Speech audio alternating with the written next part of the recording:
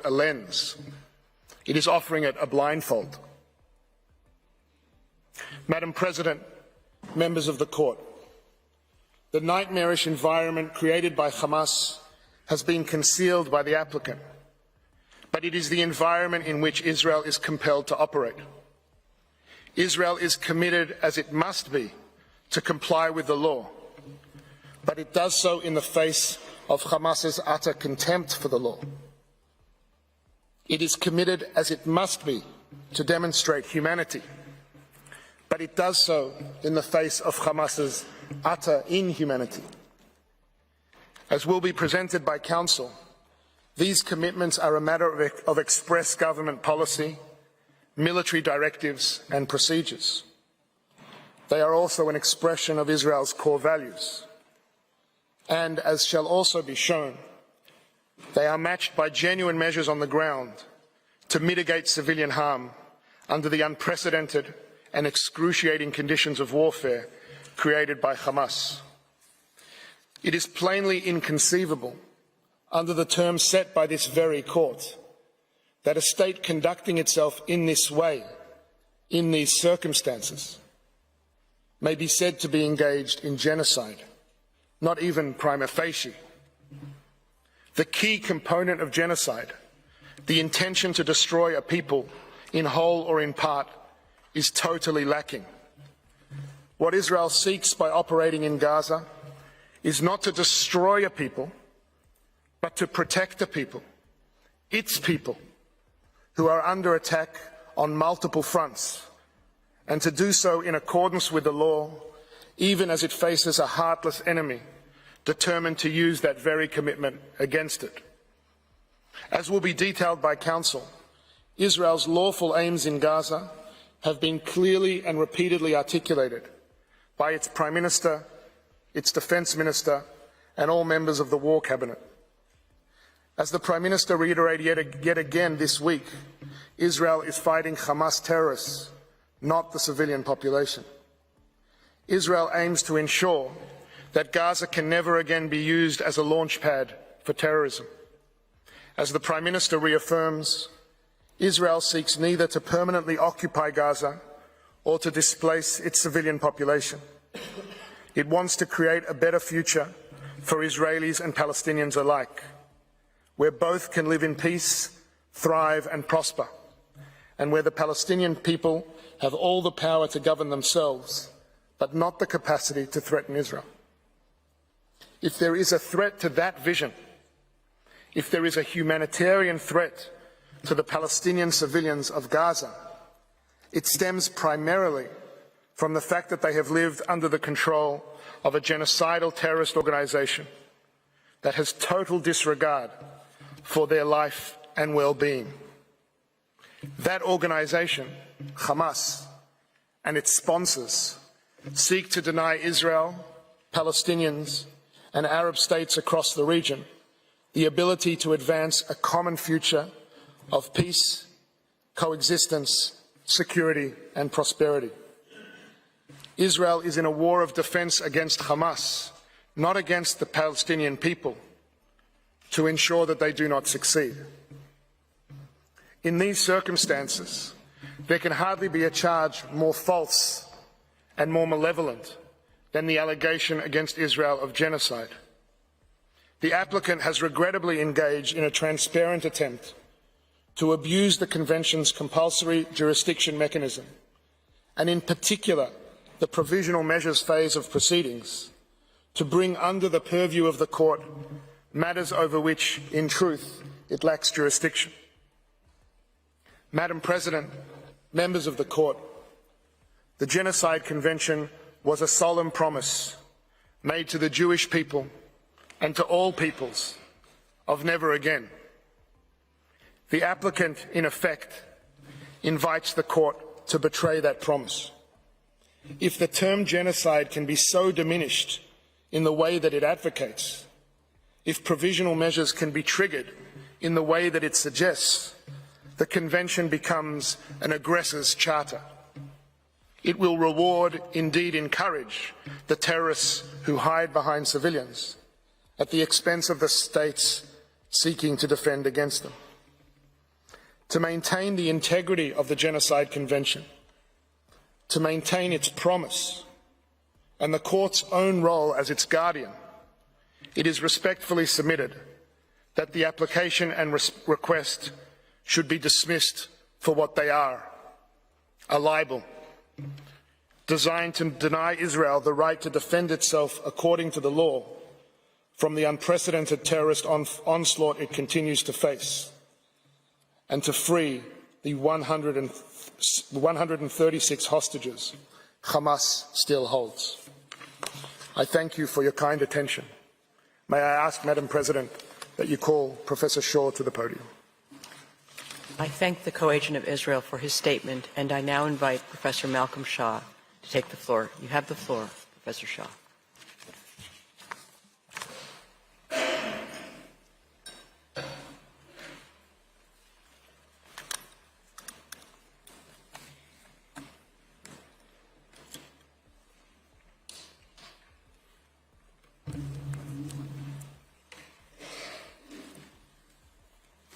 Madam President and members of the Court, it is a great honour to appear before you again and a privilege to appear on behalf of the State of Israel.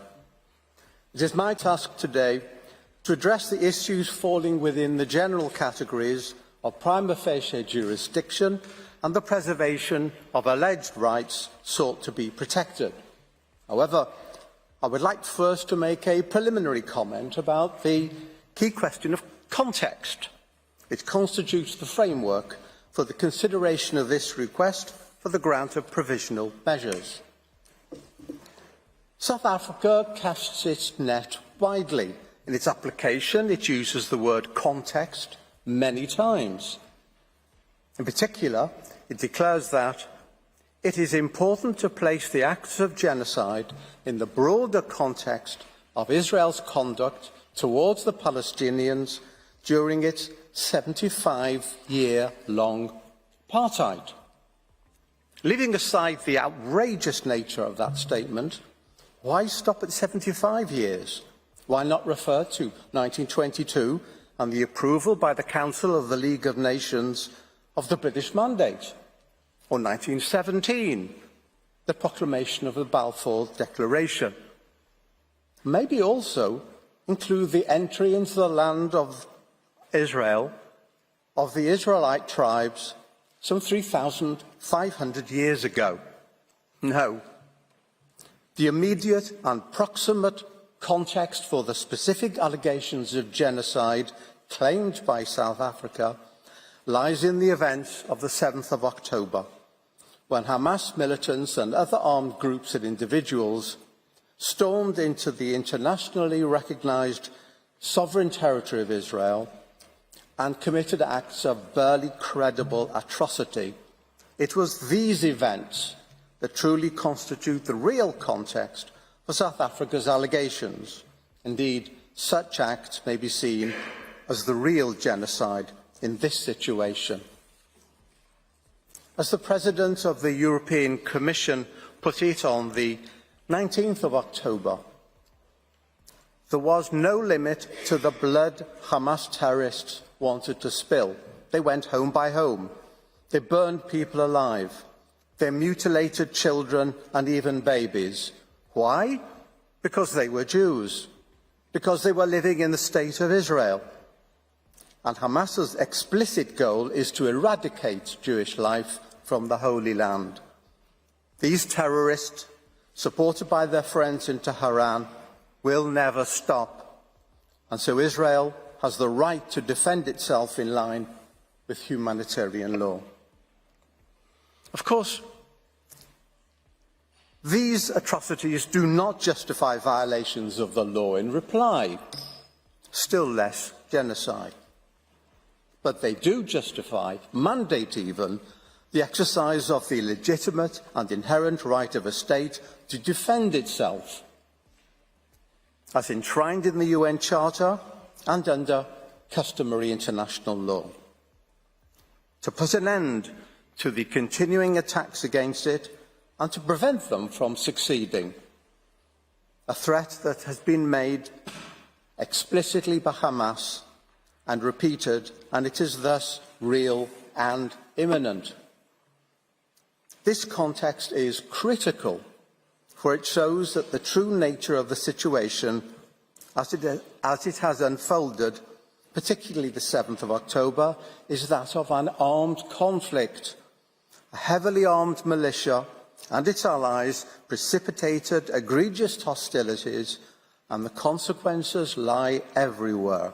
The point is this: armed conflict, even when fully justified and conducted lawfully, is brutal and costs lives, particularly when the militia in question specifically targets civilians and civilian facilities, and when it is patently unconcerned about causing civilian casualties on its own side. The conflict is also regulated by law, the rules and principles of international humanitarian law under the Hague Regulations, the Geneva Conventions of 1949, and customary international law. These are well developed and applicable and are fully respected by Israel. Such rules cover permitted activities under international humanitarian law, where civilian damage and loss, always to be regretted, are caused in the legitimate pursuit of military objectives through to the violation of the law, being grave breaches of the Geneva Conventions and up to war crimes and crimes against humanity. However, the only category before this court is genocide.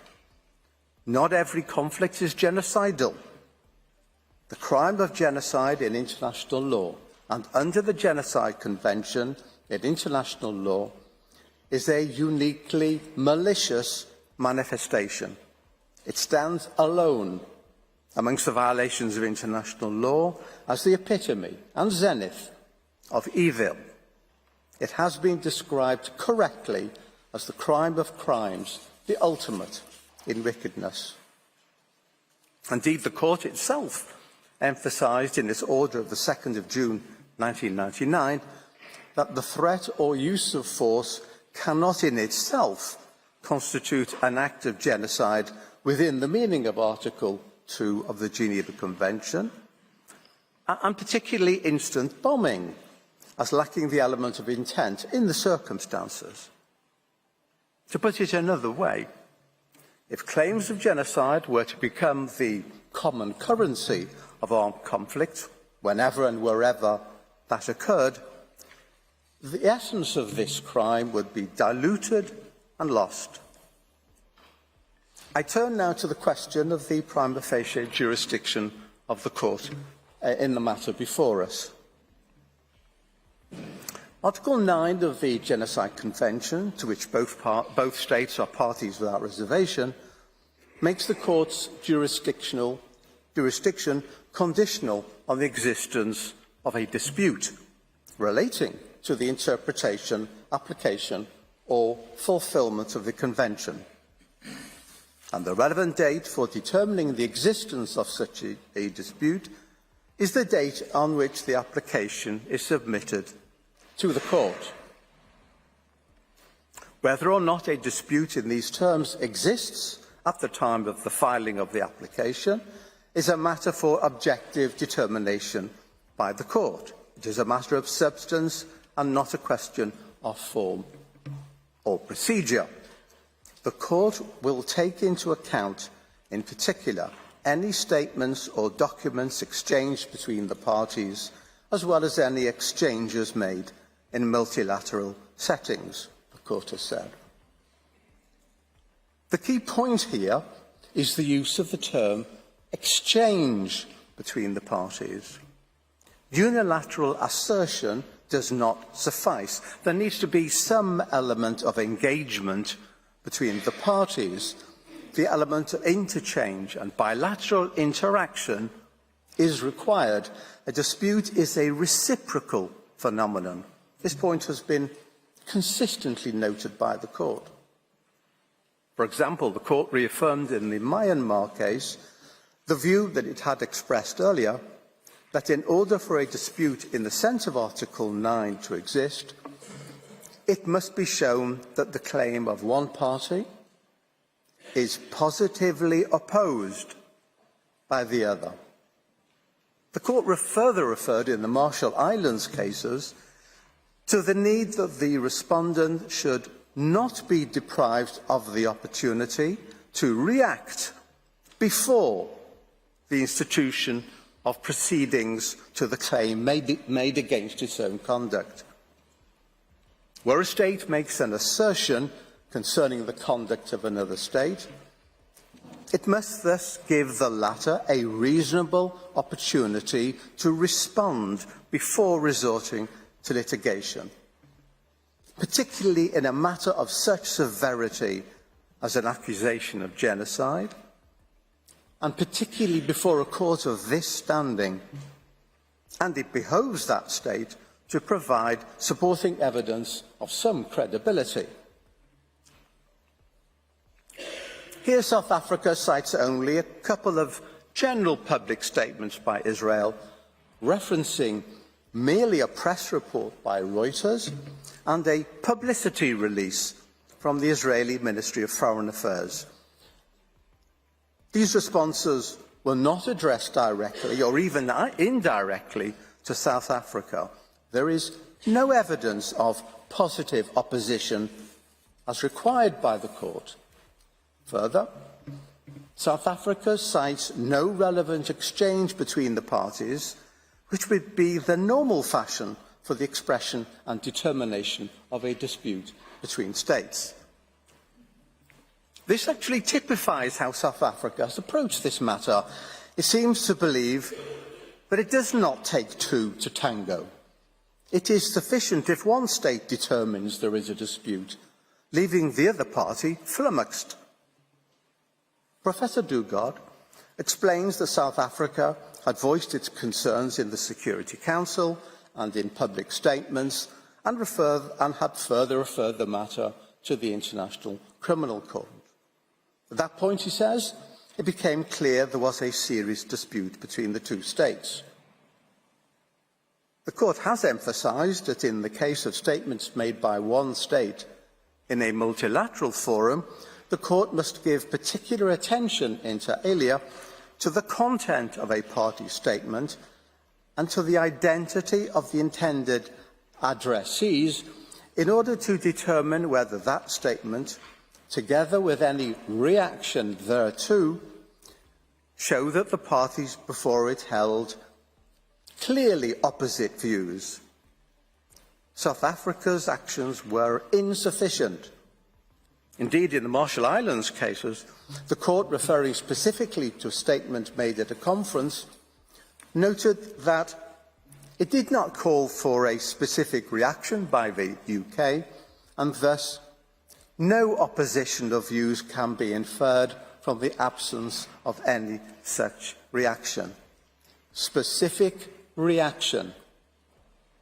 It is thus disingenuous for Professor Dugard to conclude that Israel must have been aware from South Africa's public statements, démarche and referral to the ICC of Israel's genocidal acts, that a dispute existed between the two states. This is not a dispute, it is a unispute, a one-sided clapping of hands. Professor Dugard perhaps tries to retrieve the situation by declaring that special considerations apply to the existence of disputes concerning Article 9, without telling us what those conditions could possibly be. We come now to the rather bizarre story of the exchange of note verbal. Professor Dugard would have us believe that such exchanges are merely a matter of courtesy, of little real consequence. This is not the normal understanding of such notes and their importance in international relations, but he says this for a reason, as we shall see. South Africa instituted proceedings against Israel on the 29th of December. In its long recital, the application notes that on the 21st of December, South Africa sent a note verbal to Israel raising its concerns about genocide in Gaza. The application further states that Israel has not responded directly to South Africa's note verbale. This is incorrect. Israel did indeed respond that very day, informing South Africa that the note verbale has been forwarded to Capital and that a response was expected shortly. South Africa confirmed the next day that it had received the message.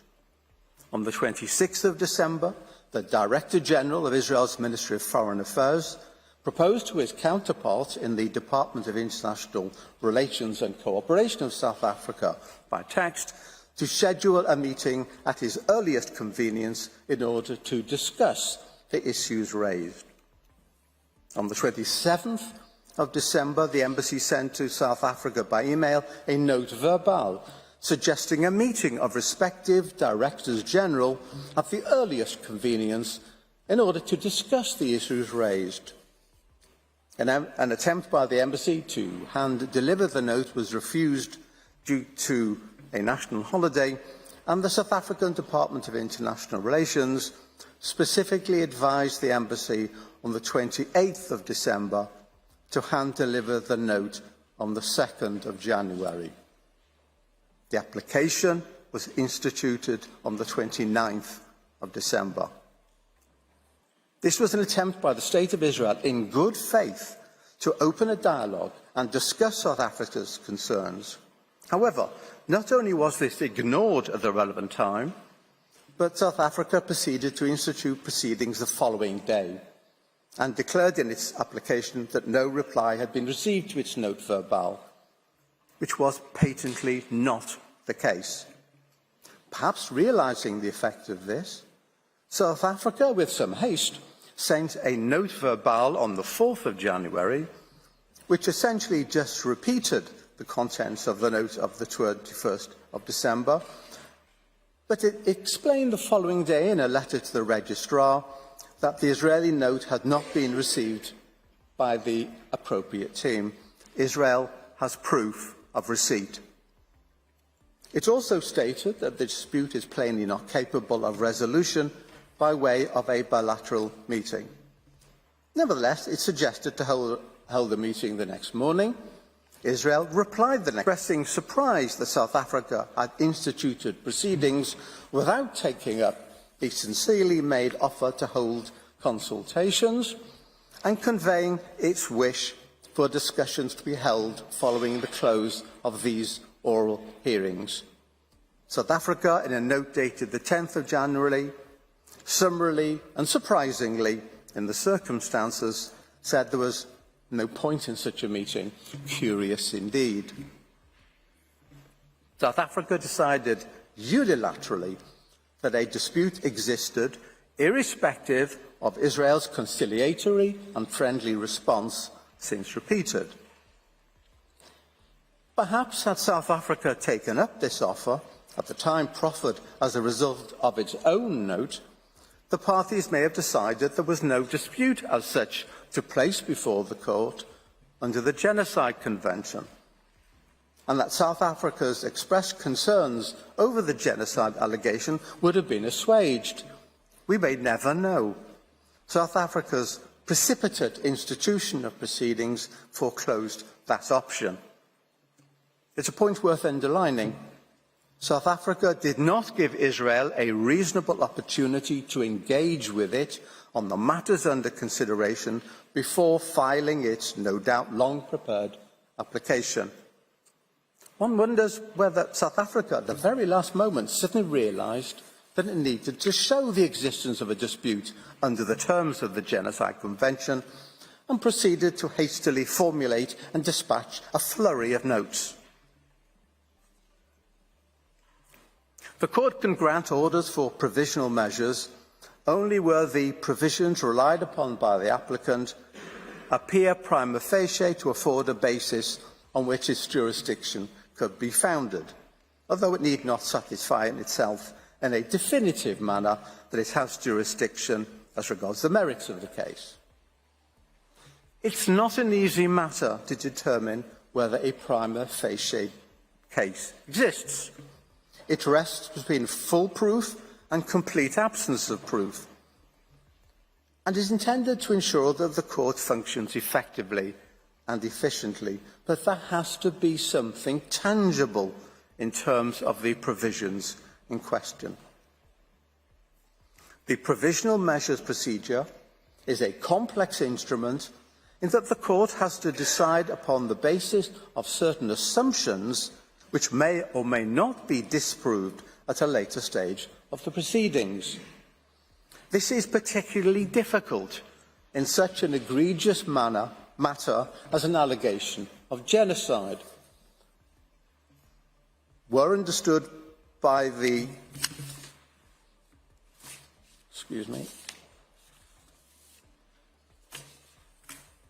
Right, I've lost a page.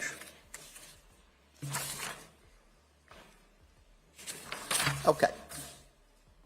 Where the standard of proof at the merit stage is high, the court having made it clear that claims against a state involving charges of exceptional gravity must be proved by evidence that is fully conclusive.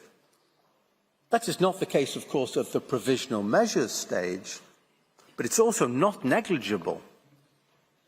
The court is asked to grant, in this case, a number of measures that in effect assume that the party in question is committing genocide. As Mr. Staker will show later this morning, mud is thrown at a stage before conclusive proof, and it may stick even if the accusation is comprehensively disproved at the merits phase, as we expect. A serious political and security price may be paid by the grantee of such measures, even though it may later be shown to be completely unwarranted. This must surely require that the court acts with caution and understanding, particularly in evaluating the components of the allegation in law. Provisional measures are intended to constitute a shield and not a sword, to preserve, not undermine, rights. We have shown that one element of Article 9, that of the need to demonstrate the existence of a dispute, as understood by the court in the light of its case law, is lacking. The second element concerns the question as to whether the act complained of by the applicant can be seen as falling within the provisions of the Convention. The court has noted that only at the merit stage can it be determined whether the provisions in question of the Convention have been violated. To accomplish this, the necessary specific intent to destroy in whole or in part a national, ethnical, racial or religious group as such has to be proved. However, this cannot be read as a complete rejection of consideration of the intent criterion for current purposes. The court in the Myanmar case noted that a finding of violations at the merit stage notably depends on the existence of intent, notably, not exclusively. Myanmar is not a ruling that intent is irrelevant in a consideration of prima facie jurisdiction. It is a ruling that, in conclusion, as to whether or not violations have actually occurred, is a matter for the merits which notably depends on an assessment of intent. This clearly leaves open the possibility that intent is indeed a factor in determining prima facie jurisdiction in provisional measures proceedings. This also comports with the logic of the situation. The Act's elements of the definition of genocide are listed in Article 2, and for present purposes there is no need to go through them. The issue is this: what determines the existence of the crime of genocide is the intention to destroy, in whole or in part, a particular group as such. That is what distinguishes genocide from other international law crimes, such as war crimes or crimes against humanity. To consider the act alone, as listed in Article 2, with no reference at all to the intent criterion is thus to denude the crime of its very essence. Hamlet without the prince, a car without an engine. We are at the provisional measures phase of this case. South Africa does not have to prove that genocidal acts have been or are being committed, but it does have to show that the Genocide Convention is in play. After all, this court has no jurisdiction to consider any other alleged crimes, however serious. We are only concerned with genocide. It is indeed a difficult balance for the court. The court has stated that what is required at this stage is to establish whether the acts complained of are capable of falling within the provisions of the Genocide Convention. But the acts complained of may only be capable of falling within the provisions of the Genocide Convention if the intent is present. Otherwise, such acts cannot constitute genocide. The factor intent colours the whole question of Article 2 acts. In other words, that there is prima facie evidence that the acts that may fall within the Convention, necessarily importing the intent element, have been established as such. South Africa accepts the need to demonstrate intent.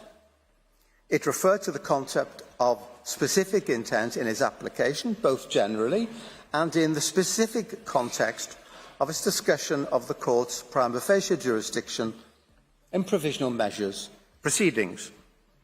Indeed, South Africa placed a considerable emphasis upon intent in its pleadings yesterday by Ms. Hassim. Mr. Kaitobi devoted his whole pleading to this requirement. As far as the acts are concerned in this case, there is little beyond random assertions to demonstrate that Israel has or has had the specific intent to destroy, in whole or in part, the Palestinian people as such. The intention, faced with the 7th of October atrocities and the continuing rocket fire and incarceration of the hostages on the part of Israel to act in order to defend itself so as to terminate the threats against it and rescue the hostages, certainly exists. The intent to deal with the armed militants of Hamas and other such groups is undeniable. Were it the case, which we deny, that Israeli forces have transgressed some of the rules of conflict, then the matter would be tackled at the appropriate time by Israel's robust and independent legal system. But that is not the intent to destroy all or part of a people as such. Israel's actions in restricting its targeting practices to attack military personnel or objectives in accordance with international humanitarian law in a proportionate manner in each case, as well as its practice of mitigating civilian harm, such as by forewarning civilians of impending action by the unprecedented and extensive use of telephone calls, leafleting, and so forth, coupled with the facilitation of humanitarian assistance, all demonstrate the precise opposite of any possible genocidal intent. South Africa, in seeking to discover the necessary intent, presents a distorted picture. It misunderstands the nature and provenance of certain comments made by some Israeli politicians. Let me try and explain the big picture. Israel possesses a clear and effective structure of authority with regard to governmental decision. The war against Hamas is managed on behalf of the government by two central organs: the Ministerial Committee on National Security Affairs and the War,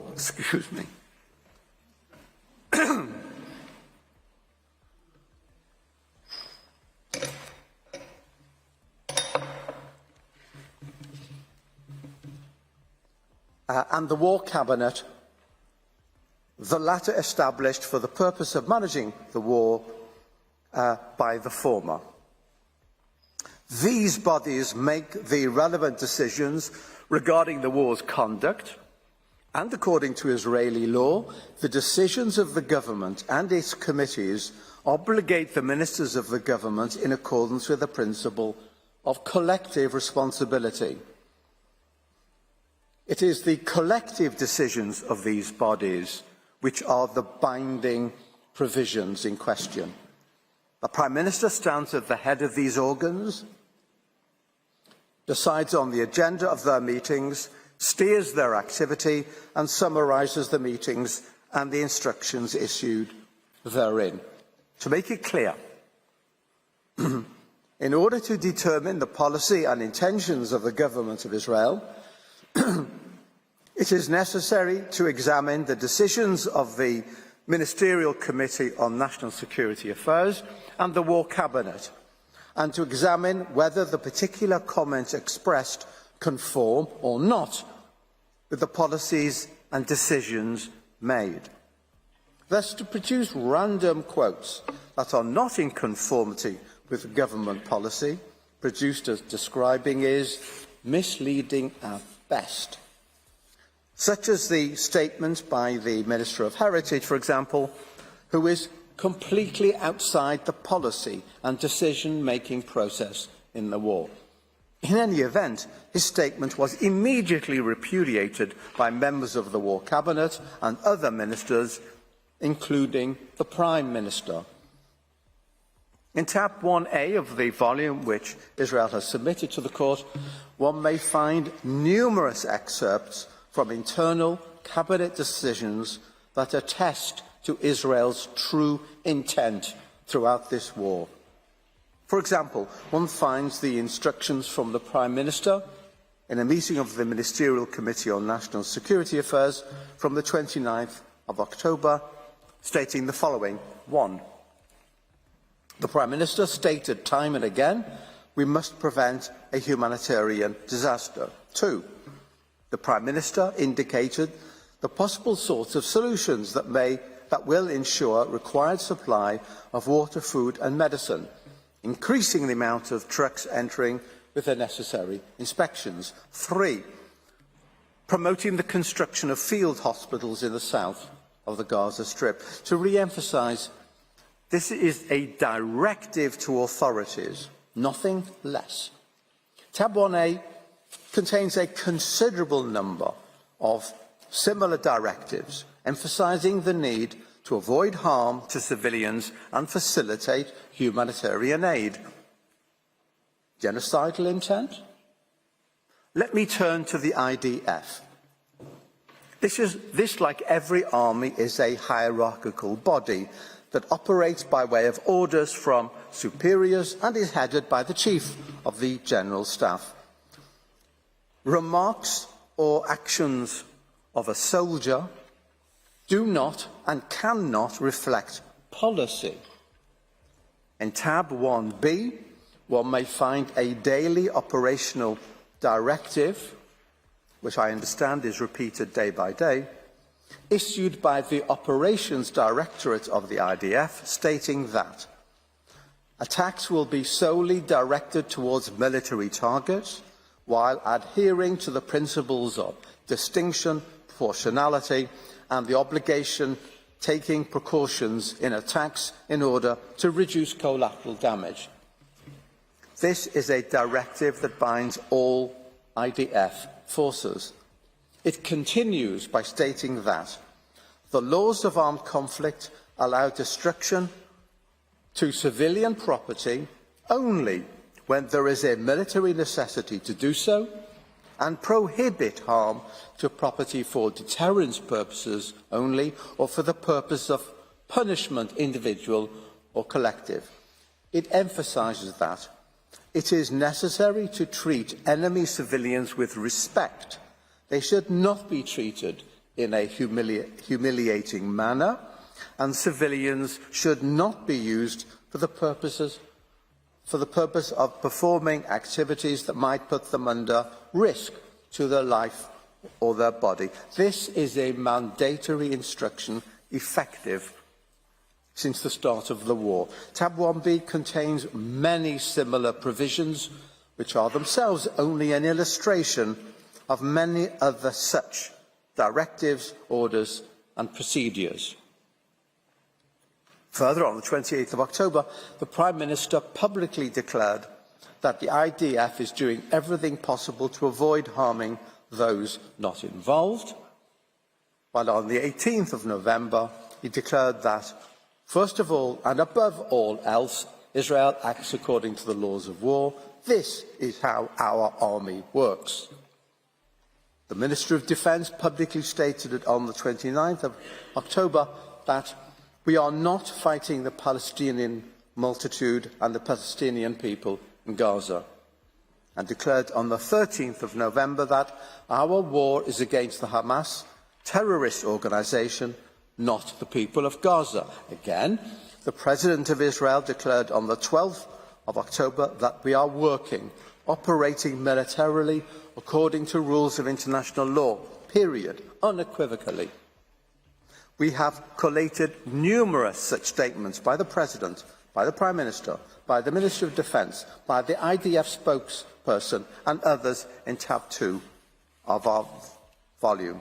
Since this is such a critical part of South Africa's thesis, permit me to refer to 2 further statements by the Prime Minister. I start with the most recent, 10th of January. Israel has no intention of permanently occupying Gaza or displacing its civilian population. Israel is fighting Hamas terrorists, not the Palestinian population, and we are doing so in full compliance with international law. The IDF is doing its utmost to minimise civilian casualties, while Hamas is doing its utmost to maximise them by using Palestinian civilians as human shields. The IDF urges Palestinian civilians to leave war zones by disseminating leaflets, making phone calls, providing safe passage corridors, while Hamas prevents Palestinians from leaving at gunpoint and often with gunfire. Our goal is to rid Gaza of Hamas terrorists and free our hostages. Once this is achieved, Gaza can be demilitarised and de-radicalised, thereby creating a possibility for a better future for Israel and Palestinians alike. On 23rd of November, Prime Minister Netanyahu declared that any civilian death is a tragedy, anyone, and to avoid them, what you do is first you try and get the civilian out of harm's way, and that's exactly what we did. There are many more of the same. Any careful review of the official and binding policy decisions made by the relevant authorities in Israel since the outbreak of the war clearly evidence that such decisions lack any genocidal intent. The contrary is true. They are indicative of the consistent and relentless commitment of Israeli relevant authorities to mitigate civilian harm and alleviate civilian suffering in Gaza. Some of the comments to which South Africa refers are clearly rhetorical, made in the immediate aftermath of an event which severely traumatised Israel, but which cannot be seen as demanding genocide. They express anguish and the necessity to restore control over Israel's own territory under severe threat and safety to its citizens. As Judge Tomka has noted, sometimes statements are made which are nothing more than a part of the recent wartime rhetoric, intending to put the blame and shame on the other side. Not to be totally ignored, but not to be ascribed an importance which belies how and when they were made, nor of legal significance. Let me refer to one further matter of some biblical moment. Yesterday, the applicant referred time and again to 2 statements by the Israeli Prime Minister where he said, "Remember what Amalek did to you," and attached great importance to it as part of the argument that Israel has demonstrated a genocidal intent. There is no need here for a theological discussion on the meaning of Amalek in Judaism, which was indeed not understood by the applicant. Let me just turn to the Prime Minister's statement of the 28th of October, which was partially and misleadingly quoted yesterday. He said, "We are now entering the second phase of the war, which its objectives are clear: destruction of the military and governmental capabilities of Hamas and the return of the hostages back home. In the last couple of days, I have met with our soldiers in the bases, in the field, in the north and in the south. Remember what Amalek has done to you. We remember and we are fighting. In front of our brave and hero soldiers, there is one prior mission: to defeat the murderous enemy and secure our existence in our land. The IDF is the most moral army in the world. The IDF does everything to avoid harming the uninvolved." Tab 3 lists and addresses additional examples of misleading quotes by the applicant regarding Israel's policy. It is thus our conclusion that South Africa has failed to demonstrate the prima facie jurisdiction of the court. I turn to the next issue. As the court has noted, its power to grant provisional measures has its object the preservation of the respective rights claimed by the parties in a case pending its decision on the merits. At the provisional measures stage, the court does not need to determine that such rights do actually exist in a definitive manner, but it must establish that such rights are plausible. South Africa yesterday dealt with this rather lightly. We can safely say that plausibility is an elusive concept. Simply declaring the claim rights are plausible is insufficient. The issue was addressed by Judge Greenwood in the border area case, when he emphasised that what is required is something more than assertion, but less than proof. In other words, the party must show that there is at least a reasonable possibility that the right it claims exists as a matter of law and will be adjudged to apply to that party's case. He later discussed this in terms of a reasonable prospect of success. What is clear is that the court has sought to tie plausibility to particular treaty provisions or to general rules of international law.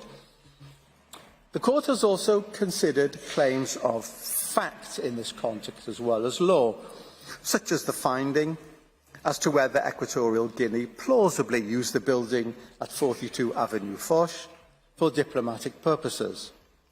In this case, the court did not limit itself to considering whether the applicant plausibly held the rights in question under international law, but extended the field of inquiry to include consideration as to whether it was plausible that the respondent had breached the rights in question.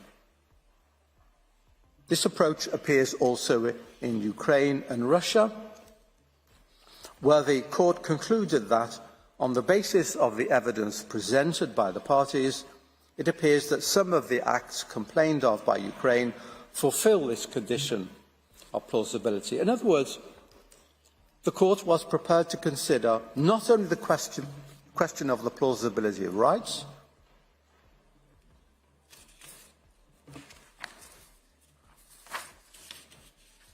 well, some has shuffled my papers.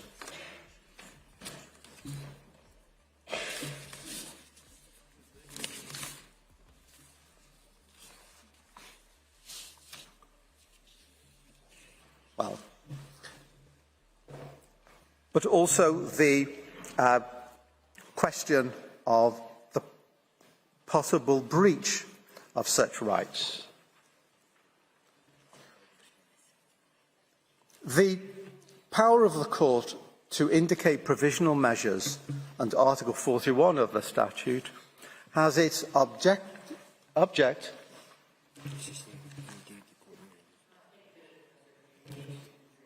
Yes, someone thought that my speech was a pack of cards.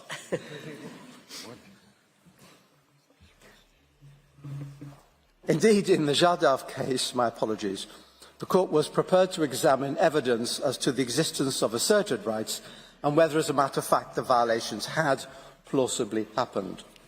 The final point to be made in this section of my pleading is simply to underline the obvious point that the court needs to consider the relevant respective rights of both parties, the respondent as well as the applicant.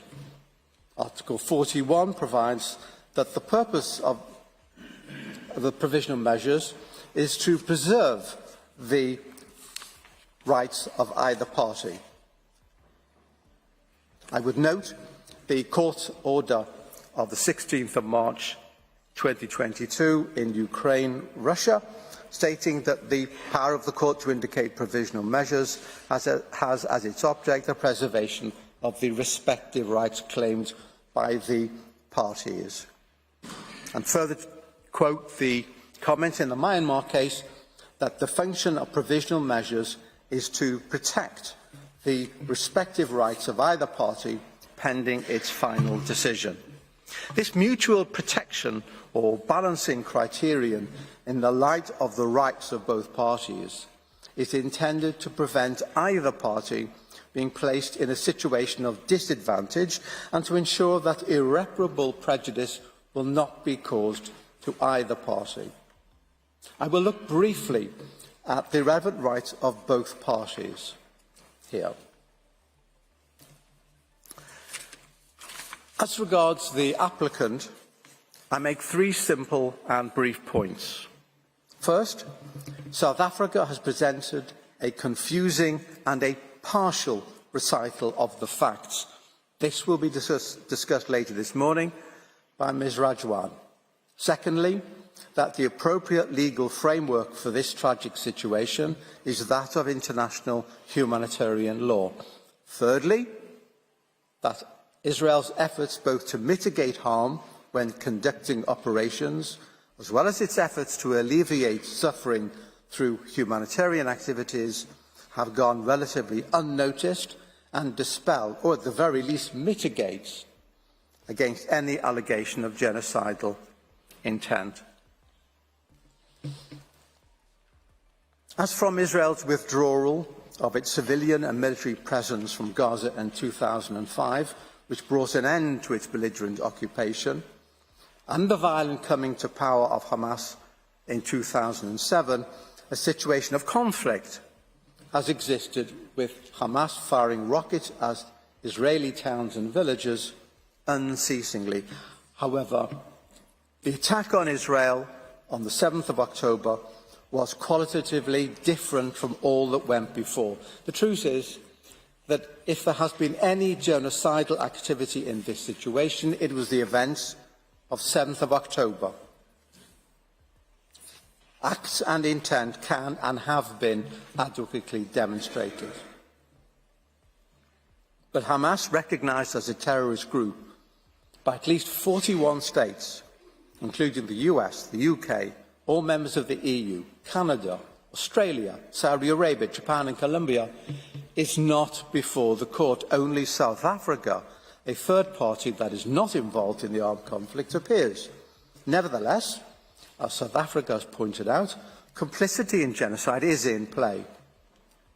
States that supported, condoned, praised or glorified the events of the 7th of October, both at the time and later, stand guilty of a violation of Article 3E of the Convention as being complicit in genocide, and indeed of the duty to prevent genocide under Article 1.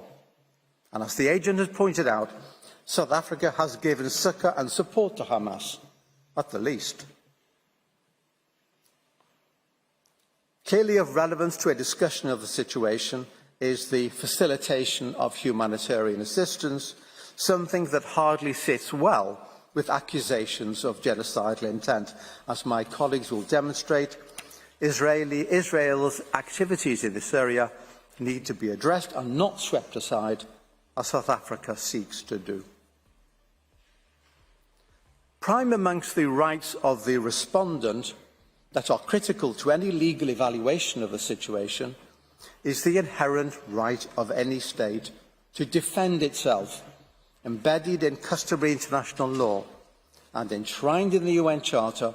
This right afforded to states reaffirms and underlines the responsibility of all states towards their citizens and marks the acceptance by the international community of the political reality and legal confirmation that states, when attacked, may legitimately respond in a forceful and proportionate manner. Professor Lowe yesterday sought to maintain that Israel has no right to self-defence in this situation. How could anyone possibly argue that Israel could not defend itself faced with the 7th of October atrocities and the incessant attacks against its civilians since? Indeed, a very wide range of states has acknowledged the right of self-defence here, ranging from the UK to the US, France, Germany, Italy, Canada, Japan, Ghana and Guatemala, and others. Israel bears the responsibility to exercise its protection over its citizens, not only those constantly subjected to bombardment from Gaza, but also and critically with regard to those captured and held hostage as a result of the 7th of October outrage. These rights exist and cannot be disregarded. Of course, Israel does not have any right to violate the law, still less to commit genocide, and indeed it does not, but it does have every right to act to defend itself in accordance with the rules and principles of international law, and so it has done. A link has to be established between the rights asserted and the provisional measures requested, and this issue will be addressed by Mr. Staker. And he will show that the measures proposed go far beyond the protection of the rights asserted. Madam President, members of the Court, this is an important case. Allegations have been made which verge on the outrageous. The attack by Hamas on 7th of October, with its deliberate commission of atrocities, clearly falls within the statutory definition of genocide. Israel's response was and remains legitimate and necessary. It acted and continues to act in a manner consistent with international law. It does so not in an unrestrained manner, but in investing unprecedented efforts in mitigating civilian harm at a cost to its operations, as well as alleviating hardship and suffering with investment of resources and efforts. There is no genocidal intent here. This is no genocide. South Africa tells us only half the story. Israel is guilty of genocide. We cannot deal with Hamas. Only Israel must be stopped from protecting its citizenry and eliminating the egregious threat that is Hamas. We cannot deal with Hamas. Meanwhile, we must bind the arms of the State of Israel. Hamas is for some other body. I conclude. First, the core of genocide is intent. Without intent, there can be no genocide in law. It is true for the merits. It is equally true for provisional measures. Any prima facie consideration, indeed, of intent, even at this preliminary stage, will only demonstrate its absence from Israel's activities. Second, there is here no dispute under the Genocide Convention as at the time of submission of the application, as alleged by South Africa and as required for prima facie jurisdiction. Indeed, South Africa's own precipitate activities with notes over recent weeks demonstrates the lack of its confidence in this respect, and that is telling. Thirdly, the rights to be protected in the provisional measures procedure cover not just the applicant but also the respondent, and chief amongst these rights is that of the right and obligation to act to defend itself and its citizens. This must be considered and weighed by the court as against the false accusations levelled at Israel. Madam President, members of the court, thank you for your kind attention. I would ask you to call Madame Rajoan at your convenience. Thank you, Professor Shah. Before I give the floor to the next speaker, the court will observe a coffee break of 10 minutes. The sitting is adjourned.